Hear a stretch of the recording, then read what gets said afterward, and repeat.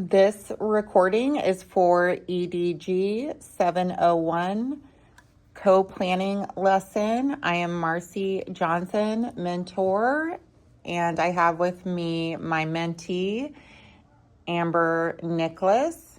We are going to be going over a lesson for subject-contained writing for 6th grade.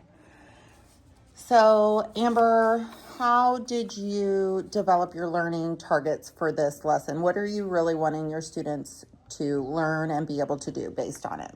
So in our writing unit for this plan, we are in our informational unit, and we are going to be focusing on the writing process specifically and to examine topics by taking notes, gathering the facts with examples and details, and then going through the writing process to create a well-developed informational paragraph. How did you come up with these learning targets? How are they aligned with our content area standards? So these are aligned with our Unit 1 planner through the JC school districts. And it involves our writing workshop, and then goes into just standards that can take us through that process of gathering facts, editing and strengthening our writing, and then recalling information from our informational paragraphs. That sounds great. So as far as our materials, what are we thinking you will use? What do you think will help engage your students? What have you got picked out for that?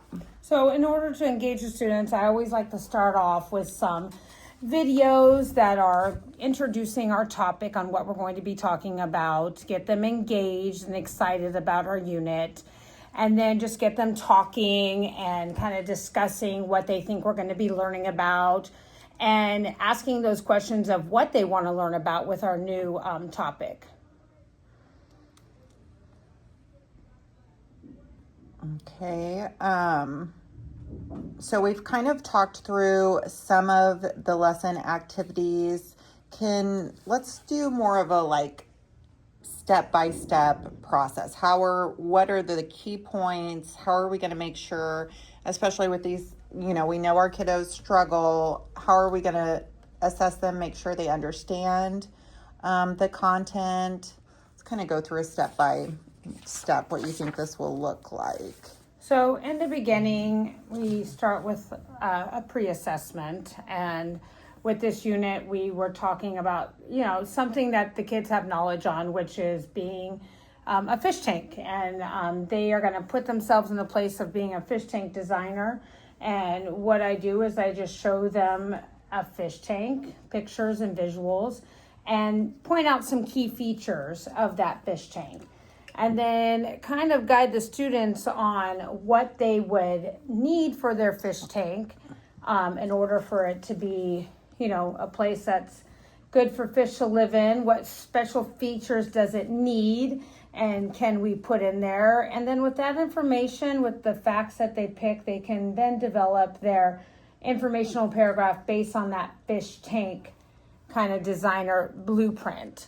After their pre-assessment, we can go over that. And then that kind of transitions us into another guided activity that will lead us into the actual unit, which is called Project Treehouse. And again, with this main lesson, we will start exposing them to facts about tree houses, showing them videos. What are the different features of a tree house? What do they look like safety-wise? Where are they located? Open up that discussion. One of the things I did for my students is that they were able to create a blueprint of a treehouse for a specific client. And they gathered those facts of what that client would like to have in their treehouse. And they were able to draw this out on a blueprint and then take that information and develop a paragraph based on that client's wants for her treehouse, which then transitioning into that would lead into a more independent practice of the lesson where they get to design their own treehouse with their gathered facts. create their blueprint again based on their own features, and then develop their own paragraph for their project treehouse. I love that. It sounds like a really fun project. Okay, so let's start going through the lesson plan format. So we know we've got sixth grade. We're going to be doing this with all of the writing classes. Number of students with IEPs, that would be all of the classes. Correct. ELL students. I have one ELL student. Okay. Number of gifted, and then number of students. Let's pick one class to Okay. focus on. We can do hour one, which is 4 students. Okay. Perfect. So the lesson title is going to be Project Treehouse. Thinking about the kids in that hour, we know that they do have special needs as far as cultural differences, interest, and student backgrounds.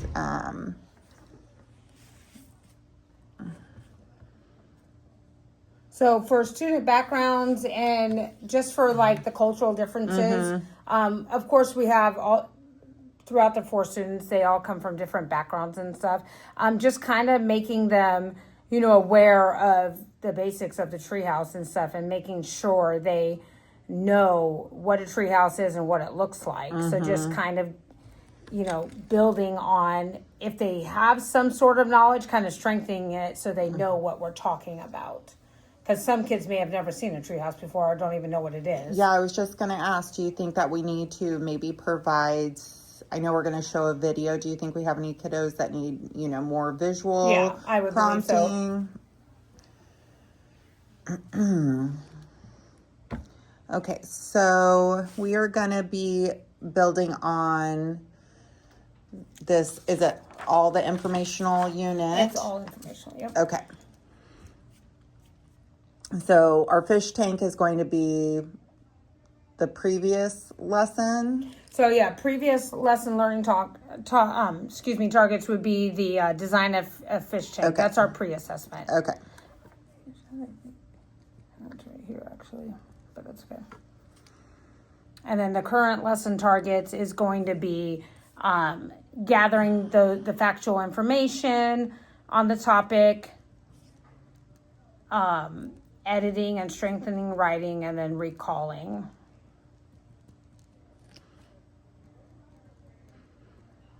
With the kiddos, do we have, do any of them use talk to text?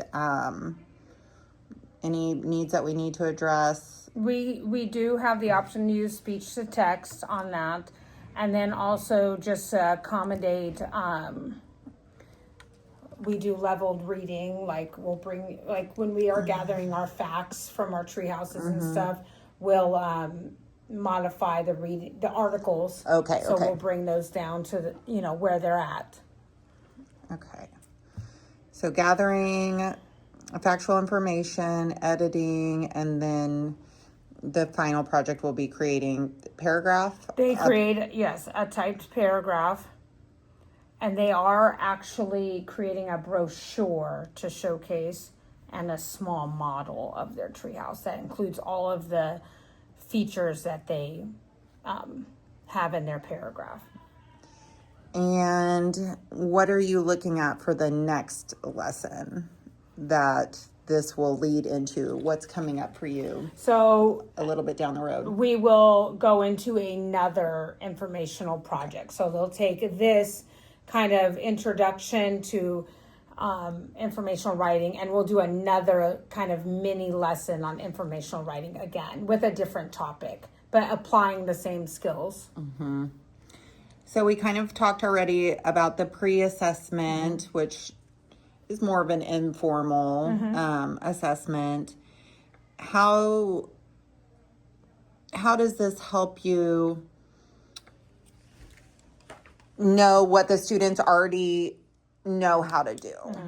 This kind of shows me if I just give them the visual, we're talking about the fish tank, give them the visual of the fish tank with a couple of the features on there and with some sentence starters. For example, this fish tank has, and then they can fill that in.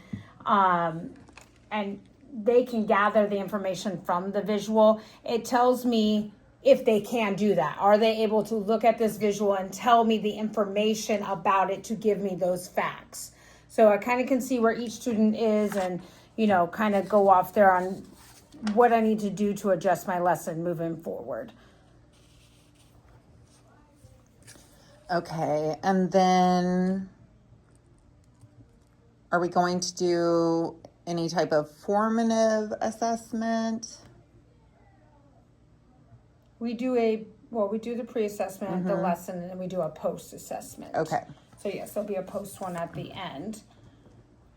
And what does that look like? That one is with a playground designer. So same concept, but this time it's with a playground, and they'll watch a video about playgrounds designing, and they'll use a planning sheet like they did the fish tank and the Project Treehouse, and then they'll gather that information to develop that paragraph.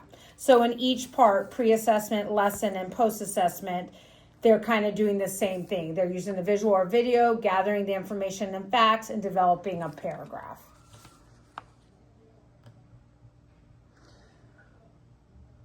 Where do you think you might run into challenging or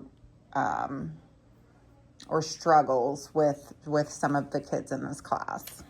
When we are gathering facts, that can sometimes be a struggle because some students being able to understand that and what a fact is, that it is true information, bringing from that, not having the background knowledge on it, also taking those facts and putting them into a paragraph, Right. Being able to type them out, where speech to text can come into play, sentence starters, or even more of a guided kind of sentence builder for them to be able to develop that paragraph.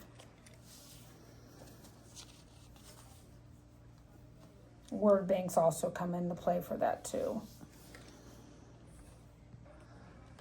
Okay, so let's touch base on media, technology. We know the students will have their Chromebooks. You mentioned some videos to provide background and support our instruction, and visuals for the treehouse. Okay, so let's go over our lesson procedures. So beginning, we're going to review the design of fish tank. Is that your plan? Review the pre-assessment, go over it, and share what students thought of with their designing a fish tank. A way for motivation and engagement, I go through, in order to introduce the unit, we can go through, we use mystery writing. And there's a section in there that has introduction, and what we did was we did animal clues. So in order to introduce information, the students got a worksheet and they were able to pick an animal. There's visuals of animals on there. Pick an animal and give facts about that animal. Now, to modify, I gave the students facts, and then they added their own fact. Because if the students didn't have any facts to give, I still wanted them to participate. Right. So then they were able to pair up with a partner and read their facts, and the partner had to guess what animal they're talking about. So that's how we introduced facts, is with animal clues, and then they swapped and they did it again. So that's kind of how I kind of hooked them into what facts are, and it's kind of like a guessing kind of game with them. Yeah, sounds fun. So then we'll introduce the learning target. What does that look like? I know we discussed the treehouse video, but how are we going to help make it clear to them what we really want them to learn. Okay. So the learning target, based on the student is basically just gathering information. Okay. We are going to learn about everything about the treehouse. We're going to gather that information on that specific topic. And that can be by way of, we're going to be taking notes, and we're going to be taking that and then making it into a well-developed paragraph. I'm just thinking something else that might be fun is on ABC. They actually have a game where you can get on and you can make a tree house, and it's got different windows and different roofs and different doors. I like that a lot because I do like using multiple modes of, to bring them in. That sounds awesome. And I know we're not quite there yet, but once we get into the co-teaching, if we're doing some of those stations, that might very well be able to be option. Yeah. I like that. Okay, so how are you thinking about transitioning from that introduction into we're actually doing this? And maybe we need to keep talking about the stations depending on how you want this to run. If when we transition into the topic, that would be a station too. Maybe we have somebody helping find the facts for some of our higher need kiddos, gather them with guidance. What are you thinking about that transition? So are you talking about transitioning into the actual lesson? Yeah, like practice? Moving from the introduction into... So taking what they learned from animal clues. I also did a teacher one at the end, like they did their partner one. So I did a teacher one, and I had... I hid something in a box, and I was giving facts about it. And it was a rock ladybug, so I just wanted to use that for an animal clue. And they actually were able to guess my animal clue. And then after they did all that, they were excited and stuff. We kind of like ended that and then transitioned into the main project, which would be the treehouse project. And just kind of telling them, getting them excited about, creating a treehouse and what that looks like. And they were actually very excited because their first thing was that they wanted to build their own treehouse. So I kind of jumped off of that. Okay, so let's look at this activity. Okay, so the guided practice, are we thinking... If we did stations. So with stations, if we were doing stations, and it was between two, going into the activity, one station could be developing that blueprint with the treehouse. Giving them a blueprint that had a basic treehouse on it, and that station is kind of gathering what could we include in this treehouse? What features can we include? So that can kind of be that station. The other station could be you're taking your blueprint to that station and you're kind of like making your notes with your facts. Well, this treehouse has a big window with an observation deck, a swing, and you're kind of just organizing those notes based on the treehouse that you drew in the blueprint. And then we're thinking have a conference station. Yes, a one-to-one conference station where you sit down and you're looking at your blueprint, you're looking at your notes that you gathered, because then you're going to take everything and make it into a developed paragraph. And then maybe if we have some students that have time for independent work, they could either be looking for facts, they could maybe, if, writing can be overwhelming for some of our kiddos, we know that they struggle with this, maybe that could be a time that they could work to build the treehouse on the computer. And then an editing conference and an edit station as well. When they're working on their paragraphs, they can be working with, that's also with the conferencing. With some of those students that need higher supports, we can be providing guided sentences, sentence starters to get their sentences going. And then the more independent they are, they can just use a word bank and start writing those paragraphs, and then we can move into an editing station for a final copy on their paragraph. which would include punctuation, capitalization, the sentence structure basics. How do you feel about having the students do peer editing? You know their levels a little bit better than mine. Do they do any better than I do? Do they do any peer editing? I do like to incorporate that, and the way that I've kind of made that work in my class is when they type their paragraphs, they can say they go through the editing station with a teacher. Another student can read their paragraph using the read aloud feature on the computer. I don't know I forgot what it's called. The computer can read the paragraph to that student. And then I give them a simple kind of like checklist, like, what did you like about it? Or like they just check off certain things, and they can give their feedback on that. So that's kind of how I've accommodated that. Do any of them utilize like editing through Microsoft Word or Grammarly or any? The only thing that we do is when I do one-to-one conference with them, on Google Doc, there's a suggesting area, and I can go in and make edits, and they have to go back and look at the edit and accept it, and it'll change it for them. Okay. So if this letter needs to be capital, I put that in there. They look at it, and there's an X and there's a check. They say, yes, this needs to be capital, and they click the check mark, and it changes it for them. But they do also use a basic writer's checklist, which is on their desks, and it has, do I have my capital letters, punctuation, did I try my best at spelling, does it make sense? So they also do a self-edit.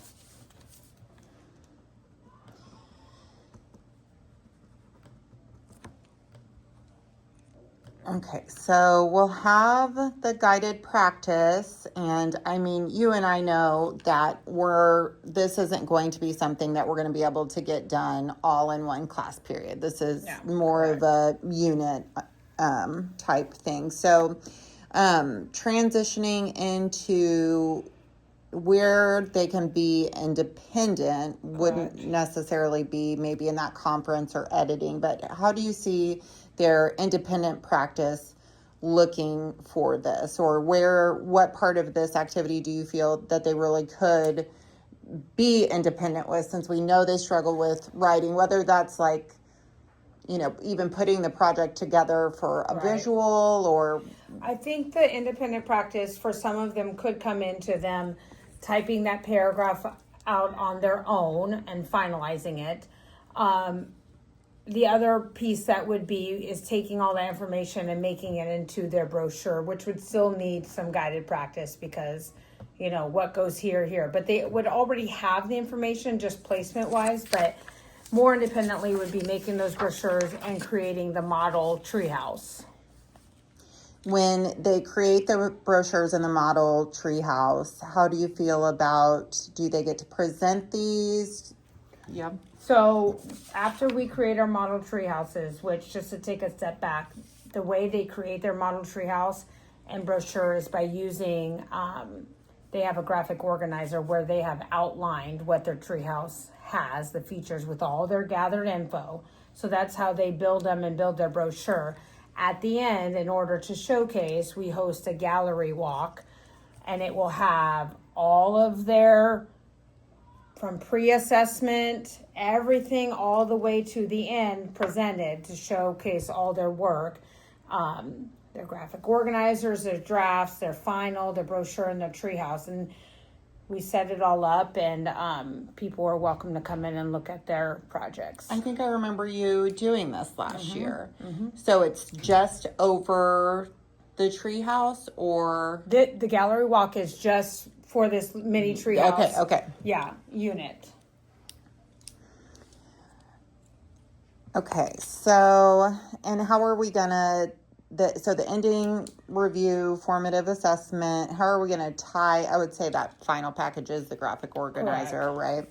And then tying it back to that beginning learning target of gathering information. So basically, tying back, going back to what is a fact, recalling that information, and how did we strengthen our writing. We usually do a writer's reflection, and that can also be with one-to-one conferencing, just kind of, what went well, what can we improve on, just kind of looking at the project as a whole. What kind of differentiated strategies, activities do you think you might need to meet the needs of these students? And if you have students, we can maybe thinking of that first hour class, but also maybe just other classes in general. It's always good to have an idea of how we might accommodate for different levels of learning. A lot of visuals, and like I said, whether that be videos or not, but a lot of visuals for them just so they can visualize what, they're including, especially with the facts, providing, examples and modeling for them. Definitely, I modeled my own project Treehouse, where the location, and I used everything that they're going to have to use, your location, where it's at, what features does it have, and also just, taking the time to work through each piece of the project, and meeting their needs that way as well. I did have the other kids, they did share with each other as well, because then they can kind of bounce off each other's ideas and build that way too. About how long does this unit usually take you to work through? Well, it definitely depends on the students, and even though I have 4, it does depend on, pacing wise is kind of hard. I would think, to be honest, 3 to 4 weeks. I don't even know what week I'm in right now, but it does take a long time. We usually do mini units because I'm going to have another one, but it just depends. It could be 3 to 4 weeks. That'll give us something to kind of go by here. Okay, so how do you think we might be able to promote like higher level thinking? I mean, higher level thinking. Definitely for them to be able to create, to ask those questions, to dive deeper into the topic of tree houses. I did have, I had an open discussion about how else could we use tree houses, and that got us into the discussion about wildlife using them, like birds making nests there and things like that. So kind of opening up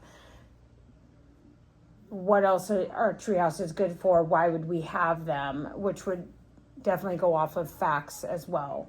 Yeah, I was just thinking actually, like, I feel like for this specific group of students, like understanding a fact is that higher. Yeah, yes, that is something true, because I did have a student say, no, it's not. And I'm like, a fact is true.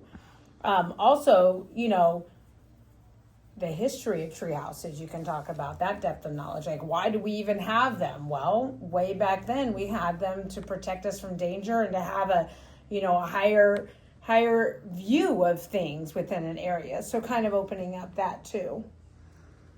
But definitely the difference between fact and opinion can definitely come into play on that. Okay, so let's go back to the co-teaching. Okay, so I know that we're thinking station writing, which would work, in the period that we're together. What other ideas do you have maybe for instruction when we wouldn't be together?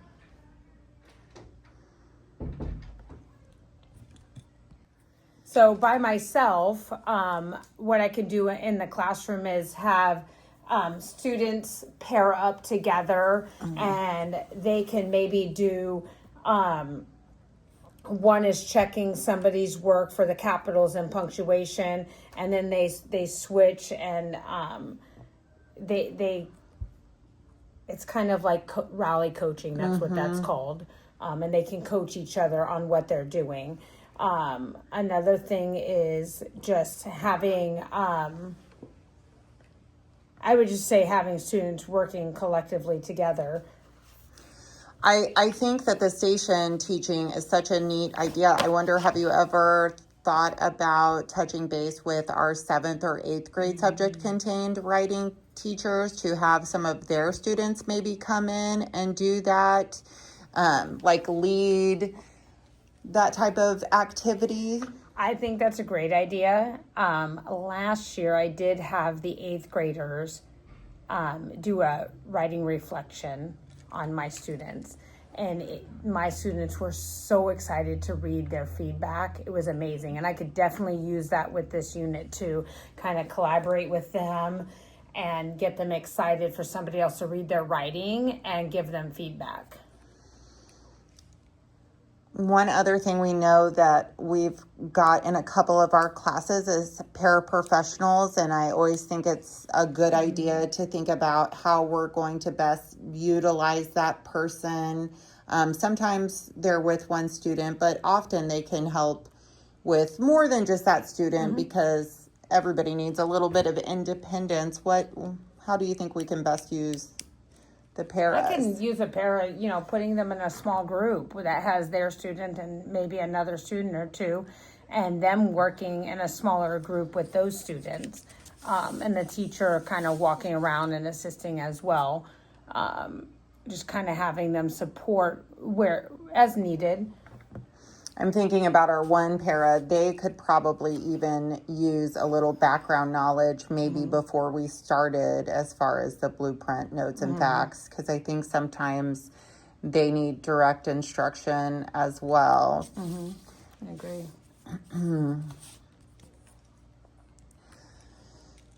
So just to clarify with the station, so what I love about this is writing. I feel like the kids can kind of get antsy, and writing is it's challenging, especially in this day and age. So I like with the stations how having them move, having them interacting in different things. Are we thinking, let's see, we've got a 50-minute class period. Are we thinking like 15 minutes per station, or maybe even a little less if we're going to have an intro? There wouldn't be an intro every day, but No. Usually 10 to 15 minutes. 15 minutes would be the max with the station for rotations, because so we can kind of start off, do the stations, and then come back together and kind of share and review what went on in the stations. another thing we might think about is, going back, like we talked about, pairing them with the older student to help. But also, I don't know if the students from last year would have any examples of the lessons that they could come down and present. But I think a lot of times making that connection, especially with the older kids, they look up to them, might be another good way to get them engaged in the project. I think that's a good idea. And also another way to extend out the project would be partner activity is when they are looking at each other's treehouse designs, they can maybe extend their writing by writing a letter to the student and suggesting what they could add to their design. And they can also write, I think they would be excited about that somebody is writing them a letter about their treehouse and suggesting what they can do with it as well. And also just sharing at home and coming back, and if you were to build a treehouse for somebody at home, what would it look like? Kind of extending it back to the home piece too. And with this gallery walk, that is something that families are invited to come to, correct? And then we will display it during our parent-teacher engagement night. Okay. And families can definitely come in and see their hard work and everything they've done. And that just kind of, gives the students ownership in their learning and confidence, and that they're able to complete a nice writing piece. I think it really helps them feel like a sense of pride when they get to show it. And you could see that just even in the photos from last year. Just that like sense of accomplishment coming through those. I got to ask, just out of curiosity, you know, you and I know that you're not a new teacher. You know, you're coming to Missouri from California a few years back. Did you do this type of lesson there? How does that look different? Well, back in California, I was teaching science, so a lot of that's a lot of hands-on project-based learning as well. So no matter what subject I come into, I always try to incorporate that hands-on project-based learning, because I know with our students with high needs, they learn best by doing and creating and going through that process. So that's just something for my philosophy of teaching, that I believe that we should be not only, you know, speaking, but we should be doing and engaging that way. So who knew you can incorporate that into writing? Well, if anybody could do it, you could. Woohoo. Okay, so we've talked about what station writing would be best for us, how you would do it if you were on your own. We've got kind of just go back to the beginning and go over this. So we're going to start with the design of the fish tank as the previous learning target, and then move into the blueprint and gathering factual information for the tree house. And then this will go into creating a brochure and editing and having like something to actually present. We've got our post assessment, doing the playground project, media technology, Chromebook videos, visuals, possibly the ABC game. I've got to wonder if there's some kind of website out there where you could like make a blueprint of the actual treehouse on and see it in a 3D type way. That would be cool. We're going to introduce, you got your mystery writing, which I think that sounds really fun, actually. It was kind of reminding me of Guess Who.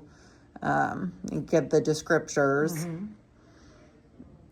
And we got our transitions. They're independent practice, so the guided practicing, that will happen mostly at the stations. And then they will work on moving into independent work where they can type and finalize, possibly work with a peer.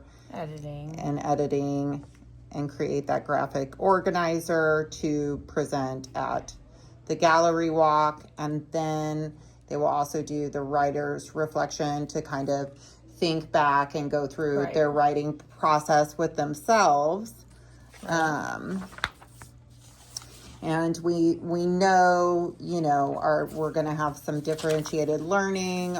Our kids are at different skill levels, higher order thinking. Got some good ideas for that. And do you have any other like questions or concerns about this lesson? Do you feel confident in executing it? I mean, I know you've done it before, but every year, you know, teaching sixth grade, you get a new group of students. You don't have any, you know, it seems like with seventh and eighth grade, we have a little bit of their background. With sixth grade, we don't really know. I feel confident in it. I think that once you get them hooked and engaged and invested in the project, you're going to have better success with that. And that's why I think the Project Treehouse is a high interest topic that they are going to want to learn about and write about. So I think that really helps that. I mean, everybody wants a treehouse. Right. Well, Amber, you sound like you have been teaching forever. So you let me know how I can help you. You know that I'm here to support you in any way. And I am really excited to do this lesson at least in our first hour class and see how it goes this year. If you have anything else you need from me, don't hesitate to reach out. Thank you. And I appreciate you participating in this discussion with me. Thank you. Thank you.